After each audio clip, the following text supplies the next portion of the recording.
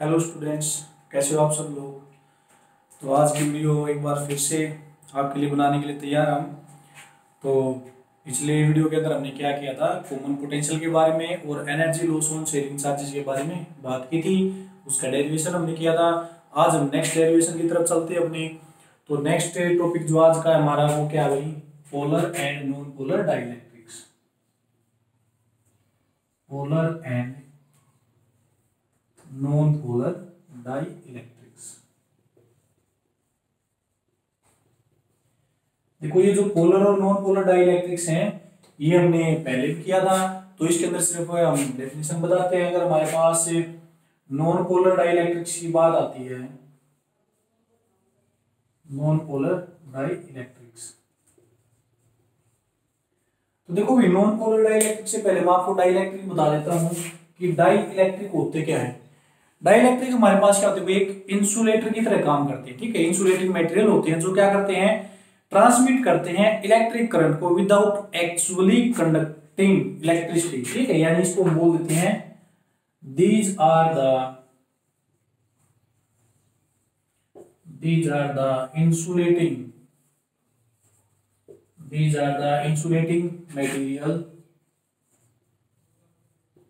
material which conduct electricity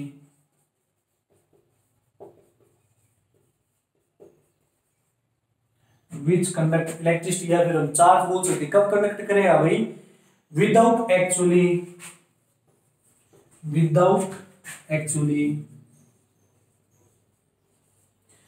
क्या करेगा, without actually हमारे पास क्या करेगा भाई, ट्रांसफर करेगा। ठीक है, विदाउट एक्चुअली ट्रांसमिटिंग इलेक्ट्रिसिटी।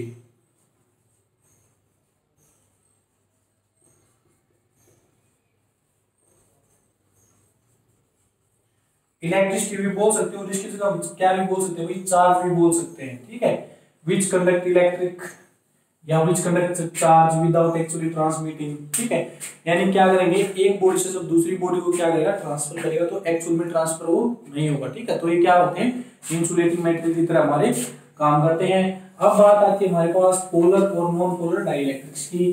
तो पोलर और नॉन पोलर डाइलेक्ट्रिक्स क्या होते हैं भाई, हमने पहले भी कर चुके हैं ये चीजें, तो एक बार बस आपको बता देता हूँ। नॉन पोलर डाइलेक्ट्रिक्स क्या होते हैं भाई, जिनके अंदर जो पॉजिटिव और जो नेगेटिव का जो सेंटर ऑफ मास होता है वो क्या करता है, कोइंसाइड करता है एक दूसरे के साथ, उसको हम क्या बोल देते हैं, नॉन पोलर डाइलेक्ट्रिक्स। यानी the dielectrics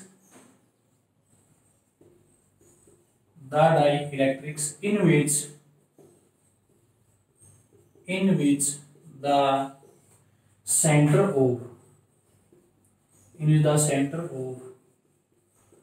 positive and negative charges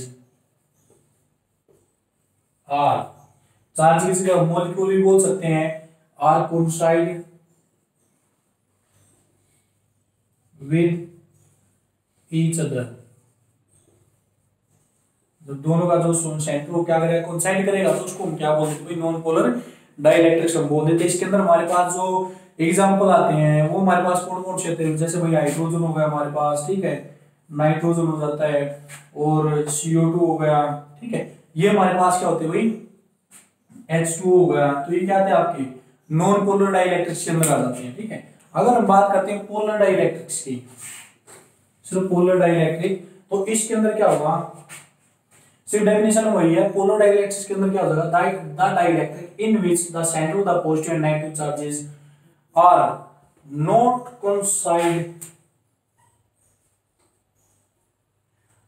coincide with each other, वो हमारे पास क्या होते हैं भाई, पोलर डाइलेक्ट्रिक्स हो जाते हैं। ठीक है, और पोलर डाइलेक्ट्रिक्स के अंदर हमारे पास क्या होते हैं भाई, जैसे आपके इसके अंदर क्या हुआ, सेंटर अलग अलग रहेगा हमारे पास। ठीक है, जैसे एज एन एग्जांपल हम क्या लेते हैं भाई, जैसे NH3 अमोनिया हमारे पास, NH3 HCl, वाटर हमारे पास आ गया H2O। ये सारे क्या होते हैं, इनके अंदर centre of positive centre of negative साथ कोइंसाइड नहीं करता। और मैंने आपको जब फर्स्ट यूनिट के अंदर पोलर और नॉन पोलर डाइलेक्ट्रिक्स करवाए थे तो उसमें मैंने आपको बताया भी था कि जब मोबाइल का स्ट्रक्चर करते हैं तो इसके अंदर जो डाइपोल एंगल आता है वो कितना आता है भाई, नेगेटिव साइड में कितना आता है हमारा पॉजिटिव साइड में कितना आता है 105 डिग्री के आसपास आता है। तो ये हमारे पास क्या थे, पोलर और नॉन पोलर डाइलेक्ट्रिक्स थे। नेक्स्ट हम चलते हुए अपने नेक्स्ट टॉपिक के ऊपर। तो क्या है हमारा नेक्स्ट टॉपिक, तो नेक्स्ट हमारे पास क्या था भाई, हमारे पास डाइलेक्ट्रिक स्ट्रेंथ आती है कि जो डाइलेक्ट्रिक स्ट्रेंथ होती है वो क्या होती है, उसको हम कैसे दिखा सकते हैं। तो डेफिनेशन आपने याद करनी चाहिए डाइलेक्ट्रिक स्ट्रेंथ की।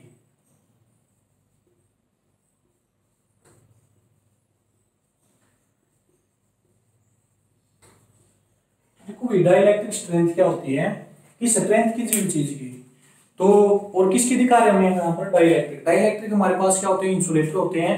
तो अगर हम इन इंसुलेटर को एक्सटर्नल इलेक्ट्रिक फील्ड के अंदर रख देते हैं तो ये अपनी जो ये इंसुलेटिंग प्रॉपर्टी है इसको लूज नहीं करेंगे, यानी कि अगर मैक्सिमम इलेक्ट्रिक फील्ड हम अप्लाई करते हैं तो ये कब तक अपनी इंसुलेटिंग प्रॉपर्टी को लूज नहीं करते हैं, वही क्या होती है इनकी डाइलेक्ट्रिक स्ट्रेंथ होती है। तो इसके अंदर हम क्या लिखेंगे भाई, when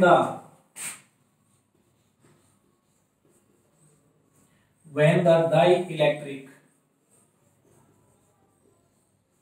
are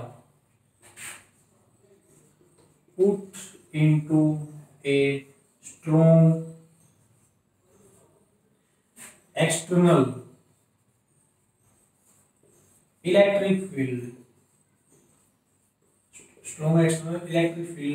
then they do not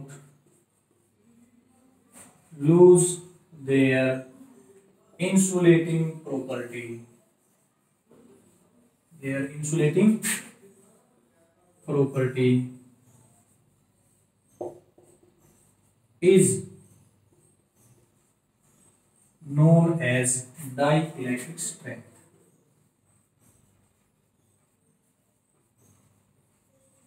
उसको हम क्या बोल देते हैं भाई, डाइलेक्ट्रिक स्ट्रेंथ बोल देते हैं कि अपनी इंसुलेटिंग प्रॉपर्टी को लूज किए बिना ही उस इलेक्ट्रिक फील्ड के अंदर एग्जिस्ट करते रहते हैं, तो वो डाइलेक्ट्रिक स्ट्रेंथ इसकी हो जाती है। ठीक है, अब देखो डाइलेक्ट्रिक स्ट्रेंथ होती है ना, हर एक मेटेरियल की क्या होती है, अलग अलग होती है। उसको एक्सटर्नल इलेक्ट्रिक फील्ड के अंदर रखते हैं तो कई क्या होता है अपनी इंसुलेटिंग प्रॉपर्टी को लूज कर देती है, लेकिन उनकी भी एक पर्टिकुलर वैल्यू होती है, वही एक रेंज होती है कि इतनी रेंज तक इलेक्ट्रिक एक्सटर्नल इलेक्ट्रिक फील्ड को सहन कर सकती हैं। उसके बाद क्या हो जाएगी, उनकी इंसुलेटिंग प्रॉपर्टी खत्म हो जाती है। ठीक है, तो ये हमारे पास क्या थी भाई, डाइलेक्ट्रिक स्ट्रेंथ थी। तो नेक्स्ट हम करते हैं भाई अपना जो, जैसे हमने पैरेलल प्लेट कैपेसिटर किया था, तो इसी तरह हम क्या करेंगे, कैपेसिटी निकालेंगे पैरेलल प्लेट कैपेसिटर की, उसके बीच में हम कोई भी मटेरियल ऐड कर देते हैं। ठीक है, तो उसकी कैपेसिटी के ऊपर क्या इफेक्ट होगा, तो आज हम बात करते हैं भाई कैपेसिटेंस निकालेंगे पैरेलल प्लेट कैपेसिटर का with a conducting slab.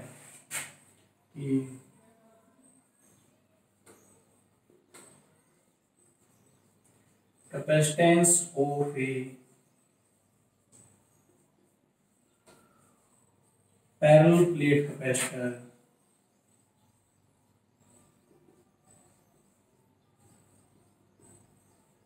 with a conducting slab.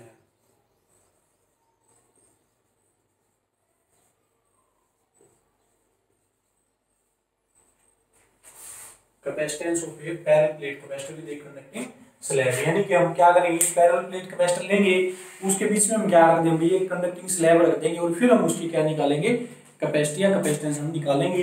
तो देखो भाई हमने क्या किया, एक ये पैरेलल प्लेट कैपेसिटर हमने जूम कर लिया, ये ध्यान से डायग्राम समझना आपने, पैरेलल प्लेट कैपेसिटर हमने जूम कर लिया, इसकी इस प्लेट के ऊपर हमने क्या दे दिया भाई, पॉजिटिव चार्ज हमने दे दिया, इसके ऊपर पॉजिटिव चार्ज है, तो इसकी नीचे वाली प्लेट के ऊपर क्या होगा, नेगेटिव चार्ज इंड्यूस्ड होगा। ठीक है, अब एक बात आपने ध्यान रखनी है, यहाँ पर पॉजिटिव हमने इस कंप्लीट के ऊपर दिया है, तो इंडक्शन की वजह से जो नेगेटिव चार्ज दिखा होगा आप यहाँ पर भी दिखा सकते हो, लेकिन अंडरस्टैंडिंग के लिए कई बच्चे क्या करते हैं, क्वेश्चन पुट अप करने लग जाते हैं, सर बाहर वाले के ऊपर नेगेटिव चार्ज कैसे आया, तो हमने ध्यान रखना है इस पूरी के ऊपर हमने क्या दिया है, पॉजिटिव चार्ज डिस्ट्रीब्यूट किया हुआ इस प्लेट के ऊपर, तो इंडक्शन की वजह से सिर्फ इसके इनर सरफेस के ऊपर क्या हो जाएगा, नेगेटिव चार्ज इंड्यूस्ड हो जाएगा, और अगर बाहर वाले पे दिखा होगा तो पॉजिटिव और उसके हम क्या कर देंगे, अर्थिंग कर देते हैं। ठीक है, तो सिर्फ हमने क्या दिखा दिया, पॉजिटिव और नेगेटिव। तो इसके अंदर और यहाँ पर हम मान लेते हैं भाई कि इन दोनों प्लेट के बीच की जो डिस्टेंस है वो हमने किसके इक्वल मान ली, डी के इक्वल मान लेंगे, दोनों के बीच की डिस्टेंस हमने डी के इक्वल मान ली। अब अगर इसके हम इलेक्ट्रिक फील्ड दिखाएंगे तो इलेक्ट्रिक फील्ड की डायरेक्शन क्या होगी इस प्लेट के अंदर, इस तरफ हो जाएगी भाई, यानी पॉजिटिव टू नेगेटिव। ये हमारे पास इलेक्ट्रिक फील्ड आ गई।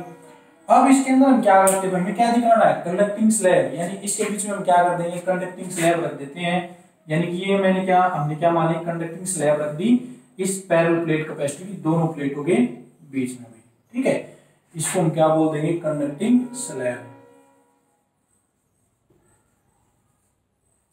ये हमने कंडक्टिंग स्लैब रख दी। अब देखो कंडक्टिंग स्लैब हमने इसके अंदर रख दी, तो जब कोई भी कंडक्टर होता है तो इस कंडक्टिंग स्लैब के ऊपर कैसा चार्ज प्रोड्यूस होगा भाई, देखो यहाँ पर पॉजिटिव है तो यहाँ पर क्या हो जाएगा, नेगेटिव प्रोड्यूस हो जाएगा। इसके ऊपर वाले फेस के ऊपर पॉजिटिव है तो यहाँ पर क्या आएगा, नेगेटिव। और इसकी इस प्लेट के ऊपर क्या आएगा, नेगेटिव आ गया, तो इसके ऊपर क्या आएगा भाई, पॉजिटिव चार्ज आ जाएगा इस फेस के ऊपर, ठीक है। अब इसके अंदर देखो, इसके अंदर जो इलेक्ट्रिक फील्ड की डायरेक्शन होगी वो क्या हो जाएगी, इस तरफ हो जाएगी, यानी वही इससे अपोजिट। और इसके अंदर हमारे पास जो इलेक्ट्रिक फील्ड होगी वो उसकी वैल्यू क्या होगी। लेकिन इसके अंदर एक बात आपने ध्यान रखनी है, हमने इसके ऊपर पॉजिटिव नेगेटिव तो दिखा दिया, लेकिन साथ में आपने ध्यान रखना है कौन सी कंडक्टिंग स्लैब है। कोई भी जो कंडक्टर होता है उसके इनसाइड में आपका चार्ज एग्जिस्ट नहीं करेगा, और जब तक इनसाइड में चार्ज एग्जिस्ट नहीं करेगा तो इनसाइड में इलेक्ट्रिक फील्ड क्या आएगी, जीरो। तो सिर्फ मैंने यहाँ पर आपको डायरेक्शन समझाने के लिए दिखाई, जिसमें कि जो इलेक्ट्रिक फील्ड होगी वो क्या जाएगी, पॉजिटिव टू नेगेटिव। लेकिन कंडक्टिंग स्लैब ली है तो इलेक्ट्रिक फील्ड की वैल्यू क्या हो जाएगी, इसके अंदर हमारी जीरो हो जाएगी इनसाइड में, ठीक है। इसके इनसाइड में हम दिखा रहे हैं। अब इसके अंदर देखो, अगर ये जो कंडक्टिंग प्लेट हमने ली है, स्लैब ली है, इसकी जो थिकनेस है वो हमने क्या मान ली, टी के इक्वल मान ली, ठीक है। अब हम क्या करेंगे, कैपेसिटी निकालेंगे इस पैरेलल प्लेट कैपेसिटी की इस कंडक्टिंग स्लैब के साथ। तो देखो सीधी बात है, आपको पता है कि जो कैपेसिटी होती है वो आपके पास क्या होती है भाई, क्या हुआ भाई, V होती है।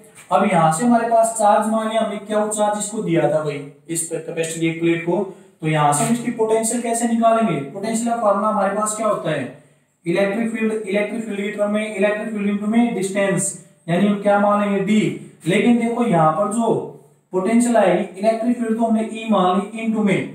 अब इलेक्ट्रिक फील्ड कितने एरिया के अंदर है, देखो जो ये टी थिकनेस है इसके बीच में तो इलेक्ट्रिक फील्ड की वैल्यू क्या है, जीरो, क्योंकि कंडक्टिंग स्लैब है। तो जो ये एरिया है टी थिकनेस वाला, इसके अंदर इस एरिया में इलेक्ट्रिक फील्ड की वैल्यू जीरो है। तो इलेक्ट्रिक फील्ड हमारी कहां पर बची, एक तो ये रीजन भाई, इससे ऊपर वाला और इससे डाउन वाला रीजन। तो ये डिस्टेंस हमारे पास कितनी होगी, डी में से अगर मैं टी को सब्ट्रैक्ट कर देता हूं, डी माइनस टी, तो हमारे पास क्या जाता है, इसका पोटेंशियल आ जाता भाई, ठीक है। लेकिन दूसरी बात यहां से देखो कि जो इलेक्ट्रिक फील्ड आती है पैरेलल प्लेट कैपेसिटी की, हमने इलेक्ट्रिक फील्ड की वैल्यू निकाली थी, किसके इक्वल आई थी भाई, वो सिग्मा बाई एप्सिलॉन नॉट, ये वैल्यू आई थी हमारे पास, ठीक है। अब यहां से सिग्मा ये क्या है, इसकी सिग्मा हमारे पास क्या होती है भाई, इसकी सरफेस यानी इसकी लीनियर चार्ज डेंसिटी होती है। अगर हम इसकी बात करते हैं तो सिग्मा की वैल्यू हमारे पास क्या हो जाएगी, क्या डिवाइड बाई जो भी हमारा सरफेस एरिया लेते हैं हम, ठीक है, लेंथ के ऊपर लेंगे तो लेंथ वाला, अगर सरफेस एरिया लेंगे तो सरफेस एरिया वाला।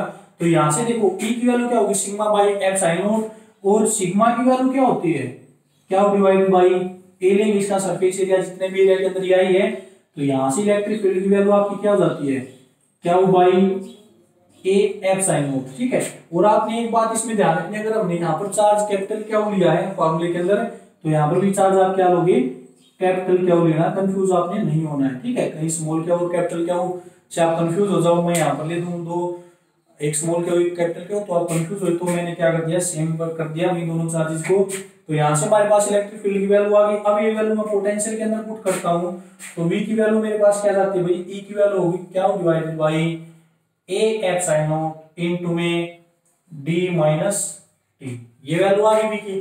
अब इसके अंदर क्या करो भाई, पुट करो, put this value in equation first। ये जो हमने लिया था भाई, ये ली थी कैपेसिटी वाली, इसको इक्वेशन नंबर फर्स्ट बोल देते हैं। अब यहाँ पर कैपेसिटी निकालो, C इज इक्वल टू क्या हो, डिवाइड बाई V की क्या वैल्यू आई भाई हमारे पास, क्या हो divided by A epsilon not, और इनटू में क्या होगा भाई डी माइनस टी। तो यहाँ से क्या हो जाएगा, क्या हो, और ये हो जाएगा क्या हो इनटू में डी माइनस टी, और ऊपर चला जाएगा ए एप्सिलॉन नॉट, ऊपर चला गया भाई यहाँ से। अब यहाँ से देखो क्या से क्या हो गया, आपका कैंसिल हो गया। तो कैपेसिटी की आपके पास क्या वैल्यू आ गई भाई, यहाँ से A epsilon not divide by D minus T, ये आ गया। लेकिन अगर मैं इसको जो हमारे पास पैरेलल प्लेट कैपेसिटर होता है उसकी कैपेसिटी हमने किसकी इक्वल निकाली थी भाई, ये एक्स्ट्रा में लिख रहा हूं भाई मैं यहाँ पर, उसी कैपेसिटी हमने दिखाई थी A epsilon not divide by D के इक्वल। अगर मैं इसको इस कैपेसिटी के अंदर क्या करता हूँ चेंज करूंगा तो मैं यहाँ पर क्या करूंगा, सी की वैल्यू क्या है भाई ए एप्सिलॉन नॉट, अगर नीचे वाली डी माइनस टी में से मैं डी कॉमन ले देता हूँ तो यहाँ पर क्या बचेगा 1 minus T divide by D, ये बच जाएगा मेरे पास। ठीक है, अब यहां से हमारे पास क्या हो जाएगा C इज इक्वल टू, ये तो हमने कैपेसिटी मानी है। अब देखो ये हमारे पास फॉर्मूला बन जाता है A epsilon not divide by D। ठीक है, तो ये क्या बन गया हमारे पास, ये कैपेसिटी बन गई। अगर ये मीडियम के अंदर है तो ये कैपेसिटी में क्या दिखा दूंगा, किसी भी स्पेस के अंदर दिखा दूंगा C नॉट और डिवाइड बाय मेरे पास क्या बच गया भाई 1 माइनस T बाई D। तो ये मेरे पास क्या जाती है parallel plate capacitor with a conducting slab, उसकी क्या दिखा देंगे, इसकी कैपेसिटी हमने दिखा दी। ठीक है, तो यहाँ पे सिर्फ आपने कुछ भी नहीं रटना, स्टेप बाय स्टेप चलना है। यहाँ पर एक पैरेलल प्लेट कैपेसिटर लेना, उसके ऊपर चार्ज देना, उसके बीच में कंडक्टिंग स्लैब रख दो। कंडक्टिंग स्लैब रखने के बाद उसके अंदर क्या करना भाई आपने, उसके अंदर इलेक्ट्रिक फील्ड की वैल्यू 0, टी थिकनेस है, C इज इक्वल टू क्या बाई V, V हमारे पास क्या, तो इलेक्ट्रिक फील्ड की तरफ में इलेक्ट्रिक फील्ड इनटू में डिस्टेंस। ठीक है, लेकिन कितनी डिस्टेंस भाई, D में से हम T को सब्ट्रैक्ट कर दें तो इस एरिया के अंदर क्या बचेगी, इलेक्ट्रिक फील्ड की वैल्यू अपवर्ड और डाउनवर्ड वाले में, तो यहाँ पर हो जाएगी D माइनस T। तो यहाँ पर हमने क्या कर दी, अब देखो इलेक्ट्रिक फील्ड की हमारे पास वैल्यू नहीं है, लेकिन सरफेस चार्ज डेंसिटी क्रम में इसको हम दिखा सकते हैं सिग्मा बाई एप्सिलॉन नॉट। ठीक है, तो ये सरफेस चार्ज डेंसिटी दिखा दी तो सिग्मा की वैल्यू क्या होगी, क्या बाई ए, ई के अंदर पुट कर दी तो क्या होगा, क्या होगा भाई ए एप्सिलॉन नॉट। अब ये ई की वैल्यू हम इस वी के अंदर पुट कर देते हैं जो हमने निकाला है, तो यहाँ से आपकी जो पोटेंशियल आएगा क्या होगा भाई A epsilon not D minus T होगी भाई। अब इस वी की वैल्यू हम यहाँ पर पुट कर देते हैं, तो यहाँ पर वी की वैल्यू पुट की तो ये आएगा क्या, उसे क्या हुआ आपका कैंसिल होगा, ये बच गया। अब इसको हम क्या कर देते हैं, जो सिंपल पैरेलल प्लेट कैपेसिटर हमने निकाला था उसकी कैपेसिटी के अंदर इसको चेंज कर देंगे, तो यहाँ से डी कॉमन ले दिया, अंदर बचेगा 1 minus T by D, A epsilon not divide by D आपका क्या बन जाता है, कैपेसिटी बन जाती है सिंपल पैरेलल प्लेट कैपेसिटर की, तो C not divide by 1 minus T by D. ये हमारे पास क्या जाती है parallel plate capacitor with a conducting slab की आपकी क्या जाती है कैपेसिटी आ जाती है। ठीक है, तो नेक्स्ट हम क्या करते हैं भाई, अब की बार हमने कंडक्टिंग स्लैब ली थी। देखो हमने सिंपल 3 कैपेसिटी निकालनी है पैरेलल प्लेट कैपेसिटर की, एक तो सिंपल पैरेलल प्लेट कैपेसिटर, दूसरा हमने क्या ली कंडक्टिंग स्लैब के साथ ली, थर्ड हम क्या लेंगे एक डाइइलेक्ट्रिक स्लैब इसके बीच में हम डाल रहे हैं, कंडक्टिंग स्लैब से क्या लेंगे डाइइलेक्ट्रिक स्लैब। ठीक है, तो यहाँ पर लिख देता हूँ सिर्फ डाइइलेक्ट्रिक स्लैब आएगा। अब देखो मेथड यही है, बस आपको थोड़ी सी अंडरस्टैंडिंग करनी है इसके अंदर, जितनी ज्यादा आप अंडरस्टैंडिंग करोगे उतना ही ज्यादा आपको अच्छे से समझ में आएगा। डिफरेंस बस थोड़ा सा है कंडक्टिंग स्लैब और डाइइलेक्ट्रिक स्लैब के अंदर में। तो देखो डायग्राम में दोबारा से बना देता हूँ, वरना इसी डायग्राम में भी आपको बता सकता था लेकिन नहीं। तो यहाँ पर देखो हमने क्या लिया भाई, ये पैरेलल प्लेट कैपेसिटर लिया, यहाँ पर हमने इसके ऊपर हमने कैसा चार्ज दे दिया, पॉजिटिव चार्ज हमने डिस्ट्रीब्यूट करवा दिया यहाँ पर, ये आपका पॉजिटिव चार्ज, इनर सरफेस के ऊपर क्या जाएगा नेगेटिव चार्ज। ठीक है, बिल्कुल सेम एज इट इज। इसकी थिकनेस हमने इन दोनों के बीच की जो डिस्टेंस है दोनों प्लेट के बीच की वही हमने क्या मान ली डी डिस्टेंस हमने एज्यूम कर ली, ये डी डिस्टेंस होगी। अब की बार हमें क्या इसके अंदर, अब इसमें जो इलेक्ट्रिक फील्ड होगी वो किस डायरेक्शन के अंदर जाएगी, इलेक्ट्रिक फील्ड आपकी पॉजिटिव टू नेगेटिव यानी कैसी होगी डाउनवर्ड होगी भैया आपकी इलेक्ट्रिक फील्ड पॉजिटिव से नेगेटिव की तरफ। अब इसके बीच में हम किसको इंट्रोड्यूस करवाएंगे, एक डाइइलेक्ट्रिक स्लैब को, with A dielectric slab. Dielectric के अंदर क्या होते हैं, दोनों चार्ज होते हैं आपके पॉजिटिव भी और नेगेटिव भी। अब डाइइलेक्ट्रिक स्लैब मैंने मान लिया भाई ये क्या है, कोई डाइइलेक्ट्रिक स्लैब है, ये मैंने इस पैरेलल प्लेट कैपेसिटर के बीच में हमने क्या करवा दी भाई इंट्रोड्यूस करवा दी। ठीक है, और उसी तरह इसकी थिकनेस हमने कितनी मान ली भाई, टी हमने क्या मान ली, इसकी थिकनेस मान ली इस डाइइलेक्ट्रिक स्लैब की। ठीक है, टी हमने थिकनेस। अब इसके अंदर देखो डाइइलेक्ट्रिक के अंदर दोनों होंगे तो इसकी सरफेस के ऊपर कैसा होगा नेगेटिव चार्ज इंड्यूस्ड होगा और यहाँ पर कैसा आएगा पॉजिटिव। अब इसके अंदर इलेक्ट्रिक फील्ड किस डायरेक्शन के अंदर प्रोड्यूस होगी भाई, यानी जो इलेक्ट्रिक फील्ड प्रोड्यूस होगी उसको मैं दिखा देता हूँ ईपी से, प्रोड्यूस्ड इलेक्ट्रिक फील्ड वो किस डायरेक्शन के अंदर जाएगी, इस डायरेक्शन के अंदर जाएगी वही। ठीक है, यानी पॉजिटिव टू नेगेटिव। लेकिन देखो इस कैपेसिटर की वजह से इलेक्ट्रिक फील्ड डाउनवर्ड है और इस डाइइलेक्ट्रिक स्लैब की वजह से क्या है अपवर्ड है। तो जो नेट इलेक्ट्रिक फील्ड आएगी वो आपकी किसके इक्वल आ जाएगी भाई, जो नेट इलेक्ट्रिक फील्ड आएगी, तो देखो बाहर वाली जो इलेक्ट्रिक फील्ड है उसको हम क्या मान लेते भाई, ई नोट से मैं उसको डिनोट कर देता हूं आपकी, ठीक है, ये ई नोट हमने मान ली। अब इसके अंदर देखो जो नेट इलेक्ट्रिक फील्ड आएगी ई, वो किसके इक्वल आ जाएगी, इस ई नोट में से मैं इस ईपी को क्या कर देता हूं भाई, सब्ट्रैक्ट कर देता हूं, तो यहां से क्या आ जाएगी, ई नोट माइनस ई पी, तो यही इलेक्ट्रिक, यही हमारे पास इलेक्ट्रिक फील्ड की वैल्यू बचेगी इसके अंदर, ठीक है। अब इसके अंदर क्या मालूम है भाई, हमें इसकी कैपेसिटी निकालने के लिए कैपेसिटी का फॉर्मूला क्या होता है, C is equal to Q by V, क्या वो हमने इसके ऊपर क्या दे दिया, चार्ज दिया था भाई। अब वही बात है, क्या की तो वैल्यू है लेकिन V की वैल्यू तो नहीं है ना, तो V की वैल्यू निकालो, तो यहाँ पर लिखो but V is equal to, हमारे पास क्या होती है इलेक्ट्रिक फील्ड इनटू में डिस्टेंस, तो यहाँ पर हम लिख देंगे E इनटू में D, लेकिन यहाँ पर आपने ध्यान रखना भाई, यहाँ पर हमारे पास दो इलेक्ट्रिक फील्ड है, एक तो इस पैरेलल प्लेट कैपेसिटर की और दूसरी हमारी क्या है, इसकी थिकनेस की, जैसे डाइइलेक्ट्रिक स्लैब की, ठीक है। तो डाइइलेक्ट्रिक स्लैब के अंदर इलेक्ट्रिक फील्ड क्या है E, और बाहर वाले रीजन में हमने क्या दिखाई है, E नोट दिखाई है। तो यहाँ पर देखो बाहर वाला जो रीजन है E नोट, उसकी इलेक्ट्रिक फील्ड किस रीजन के अंदर होगी, एक तो ये जो अपवर्ड रीजन है यहाँ पर, और एक इसका जो डाउनवर्ड रीजन है इस डाइइलेक्ट्रिक स्लैब से नीचे, दो रीजन के अंदर जाएगी। तो इलेक्ट्रिक फील्ड तो हमने दिखा दी E नोट, इनटू में डिस्टेंस, डिस्टेंस कौन सी हो जाएगी भाई, टोटल डिस्टेंस है d और इसकी थिकनेस है t, तो d में से मैंने क्या कर दिया, t को सेपरेट कर दिया, तो ये तो आ गई इसके बाहर वाले रीजन के अंदर। अब इस जो ये हमने डाइइलेक्ट्रिक स्लैब डाली है, इसकी इलेक्ट्रिक फील्ड कितनी है, तो इसकी इलेक्ट्रिक फील्ड हमने किससे दिखाई भाई, ई से, तो दोनों इसी के अंदर है ना, तो दोनों अलग अलग ऐड करेंगे ई, और कितने डिस्टेंस तक भाई, इसकी जो थिकनेस है टी, ई इंटू में टी, तो दोनों की हमने क्या कर दी, पोटेंशियल ऐड कर दी इलेक्ट्रिक फील्ड की टर्म में। बाहर वाले की हमने ई नोट थी, कितनी डिस्टेंस थी, डी माइनस टी, तो इस रीजन का आ गया भाई। अब डाइइलेक्ट्रिक स्लैब की करेंगे तो इसके अंदर ई की कितनी डिस्टेंस थी, जो इसकी थिकनेस है, तो ई इंटू वी टी, तो दोनों के हमारे पास क्या आ गई, थिकनेस की वैल्यू आ जाती है वही, ठीक है। अब सबसे पहले हम क्या करते हैं, पोटेंशियल को अच्छी तरह से सोल्व करेंगे और फिर इस फर्स्ट इक्वेशन के अंदर क्या करेंगे, इस पोटेंशियल की वैल्यू हम पुट करेंगे, ठीक है। अब यहां पर देखो हमारे पास V की वैल्यू कैलकुलेट हम कैसे करेंगे भाई, यहाँ पर देखो, यहाँ पर एक अलग इलेक्ट्रिक फील्ड है, यहाँ पर अलग इलेक्ट्रिक फील्ड है। पहले तुम क्या करते हैं, दोनों को सेम कर बनाते हैं, तो यहां से आपके पास क्या करेंगे भाई, V is equal to E naught, ठीक है, इनटू में D माइनस टी, प्लस में E को मैं क्या लिख सकता हूँ भाई, E को मैं ये लिख सकता हूँ ई naught divide by K into में टी, यानी डाइइलेक्ट्रिक कांस्टेंट की टर्म में, क्योंकि देखो डाइइलेक्ट्रिक कांस्टेंट की टर्म में हमारे पास जो E की वैल्यू होती है वो आपके पास क्या होती है भाई, ई नोट डिवाइड बाई के, ये वैल्यू आती है आपकी। अगर यहां से डाइइलेक्ट्रिक कांस्टेंट देखते तो क्या आएगा, ई नोट डिवाइड बाई ई, तो ये हमने क्या की, डाइइलेक्ट्रिक कांस्टेंट निकाला था ना, तो उसी की वैल्यू हमने यहाँ पर पुट किया। अगर मैं यहाँ से E की वैल्यू निकालूं तो क्या हो जाएगा, ई नोट बाई E, तो डाइइलेक्ट्रिक कांस्टेंट का फॉर्मूला आपने याद रखना, K is equal to E naught divide by E, तो यहाँ से E की वैल्यू निकालो तो क्या हो जाएगा, E naught divide by K, ये आपके पास इसकी वैल्यू आ गई।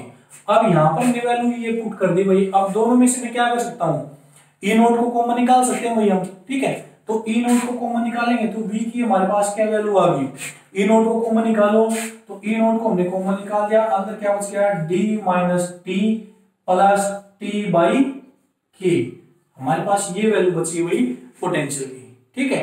अब देखो यहां पर बची हमारी इलेक्ट्रिक फील्ड, ये हमारे पास सरफेस है तो वही surface charge density, but parallel plate capacitor के अंदर जो हमारी इलेक्ट्रिक फील्ड की वैल्यू आई थी वो क्या आई थी, sigma by epsilon not I थी, और सिग्मा की वैल्यू क्या होती है हमारे पास, क्यू बाई ए, तो यहां पर हमने लिख दिया क्यू बाई ए सिग्मा की वैल्यू और epsilon naught as it is. वही स्टेप हमारे पास, सिर्फ हमने क्या किया है, जो पहले वाला डेरिवेशन किया था उसके अंदर सिर्फ क्या थी, V के अंदर एक इलेक्ट्रिक फील्ड थी हमारी, लेकिन इसके अंदर क्या होगी, दो की वजह से इलेक्ट्रिक फील्ड आ गई, एक डाइइलेक्ट्रिक स्लैब की वजह से और एक इस कैपेसिटेंस की खुद की हुई, ठीक है। ये इतना तो देखो यहाँ पर ई नोट है और वहां पर हमने क्या लिया था, D माइनस टी लिया था, इतना लिया था हमने वहां पर, लेकिन यहाँ पर हमने क्या लिया, E naught by K into में टी, ये एक्स्ट्रा हमारी ऐड होगी, तो बाकी बिल्कुल सेम है भाई, E is equal to sigma by epsilon naught Q by A into में एप्सिलॉन नॉट। अब यहाँ पर V के अंदर ये वैल्यू हम पुट कर देते हैं, तो V की क्या वैल्यू हो जाएगी भाई, क्या divided by A epsilon not into में हमारे पास क्या बचेगा, D minus T plus T by के। हमारे पास ये वैल्यू आ गई भाई। अब इसको क्या करो, put in equation first equation के अंदर हम क्या कर देते हैं, इसकी वैल्यू हम पुट कर देते हैं। तो यहां से मैं इसको रब कर देता हूं भाई। इक्वेशन क्या थी, क्यू बाई वी थी, तो क्यू बाई वी हम क्या करेंगे, पुट करेंगे इसके अंदर। तो यहां पर हमारे पास जो वैल्यू आएगी C is equal to Q divide by V की हमारे पास क्या वैल्यू आई है भाई, Q divide by A F sign naught into में हमारे पास क्या बचेगा भाई, D minus T plus T by K. ये आ गया हमारे पास, ठीक है। अब इसको करोगे तो क्यू डिवाइड बाई क्यू तो नीचे रह जाएगा भाई, ए एफ साइन नॉट को हमारा ऊपर चला जाएगा, इंटू में क्या बचेगा, D minus T plus T by K. ये वैल्यू आ गई हमारे पास, ठीक है। अब इसके अंदर देखो क्यू से क्यू आपका क्या होगा, कैंसिल होगा। तो हमारे पास सिर्फ कौन सी टर्म बची भाई, इसको रब कर देता हूँ इस साइड से, समझ में आ गया वो आपको ये।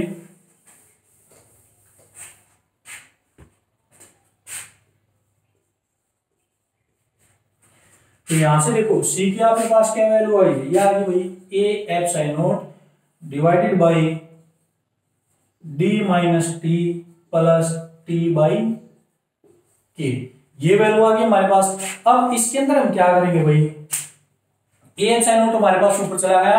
अब यहां से देखो इसमें भी टी है और इसमें भी टी है, तो इसके अंदर हम डाइलेक्ट्रिक कांस्टेंट की तरफ इसको लिखेंगे तो क्या आ जाएगा, ए F sign not divide by D H D कर दिया, माइनस टी हमने कॉमन निकाल दिया, तो यहाँ पर क्या बचा, 1 माइनस 1 बाई में के।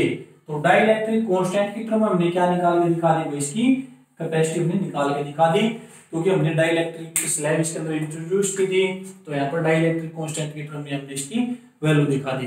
तो ये हमारे पास क्या आता भाई कि हमने कैपेसिटेंस निकाला पैरेलल प्लेट कैपेसिटर का, पहले हमने उसके बीच में कंडक्टिंग स्लैब ऐड की, फिर हमने क्या की, डाइलेक्ट्रिक स्लैब ऐड की। सिर्फ आपको जो समझने की चीज है वो कहां पर दोनों के अंदर समझनी है, इस इलेक्ट्रिक फील्ड के अंदर। कंडक्टिंग स्लैब के अंदर इलेक्ट्रिक फील्ड की वैल्यू 0 होगी थी, क्योंकि कंडक्टर के अंदर कोई भी चार्ज एग्जिस्ट नहीं करता, और चार्ज एग्जिस्ट नहीं करेगा तो इलेक्ट्रिक फील्ड की वैल्यू 0। तो डाइलेक्ट्रिक हमारे पास क्या होती है, इंसुलेटिंग होती है, उसके इनसाइड में चार्ज एग्जिस्ट करता है, ठीक है, लेकिन वो फ्लो नहीं करता वहां पर। तो इसके अंदर इलेक्ट्रिक फील्ड कितनी होगी, जो बाहर वाली इलेक्ट्रिक फील्ड थी और ईपी जो इलेक्ट्रिक फील्ड प्रोड्यूस कर दी, वो हमारे पास टोटल इलेक्ट्रिक फील्ड यहाँ पर आ जाएगी, ठीक है। दोनों की हमने क्या किया, वैल्यू पुट कर दी और क्या किया, कैपेसिटेंस निकाल के दिखा दिया, ठीक है। तो ये हमारे पास क्या थे भाई, ये आपकी फर्स्ट यूनिट थी। तो फर्स्ट यूनिट के अंदर जो भी चीज थी आपकी वो हमने आपको सारी बता दी है, और इसके अलावा कुछ ऐसा कोई टॉपिक बचा नहीं है आपका कि जो आपके सिलेबस में हो और मैंने आपको ना करवाया हो, ठीक है। तो मैक्सिमम जितने भी था मैंने आपको करवा दिया है। तो ये आपका था भाई कैपेसिटेंस वाला पार्ट। अब नेक्स्ट हम क्या करेंगे, अपनी जो सेकंड यूनिट है उसके बारे में देखेंगे।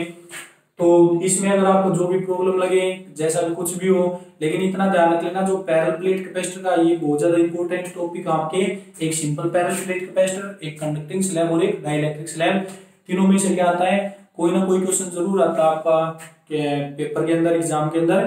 तो इनको अच्छे से करना, और जो आपकी कंडक्टिंग और जो डाइलेक्ट्रिक स्लैब है उनमें सिर्फ जो डिफरेंस है उसको समझने का आप कोशिश करें। जैसा भी आपको लगे आप मुझे कमेंट करके बता सकते हैं। अगर वीडियो आपको अच्छी लगती है तो इसको लाइक, शेयर और सब्सक्राइब करना ना भूलें। तो आज के लिए सिर्फ इतना ही। थैंक यू आप सभी का।